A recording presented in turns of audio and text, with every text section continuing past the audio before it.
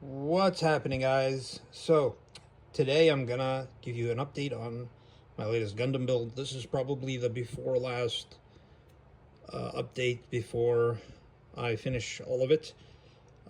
As you guys know, the switches on the wings have been, all three of them, snapped.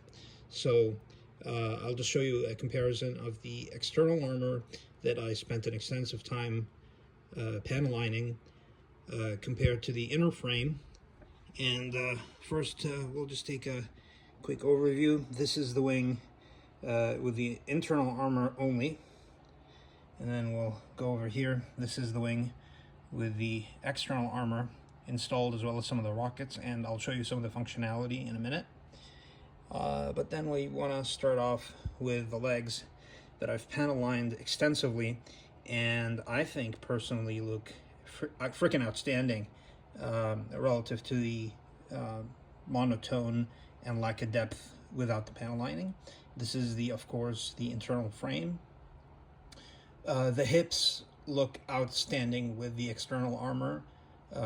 There is no comparison, so there's really no reason to maintain the internal armor mode for the hips. The external armor is just exquisite. And then you have the arm and the shoulder here, so this is the internal frame. And on the other side, you have the external frame with a little blade installed as well, along with extensive panel lining that I've added to the shoulders, to the arms, etc. And then the head is the stock head, still no panel lining done there. And I'll give you a 360-degree view in this video, or maybe in the next video. And let me show you something really cool here. Let me just move them around so that you guys can see. And of course, the chest here. This is with the internal frame. This is with the external frame that I also panel lined, as you can see here. Looks gorgeous in both modes, I think. Maybe if I used, instead of a black panel line, if I used some of the more copper tones, it would have looked a little bit better. But this is what I have done so far. And we move over to the side. I panel lined everything here on the legs. Dark gray instead of the black normal.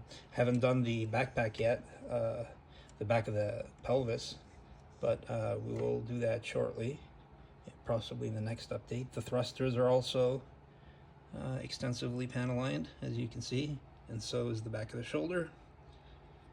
And the arms, just a soft gray, seems to make it look a lot nicer. If we take him and move him a little bit to the side for now, and we compare the internal frame of the wing, which looks all right, and of course it has the functionality where the LEDs turn on when it's in its collapsed form. I think this is also a problem with the switches.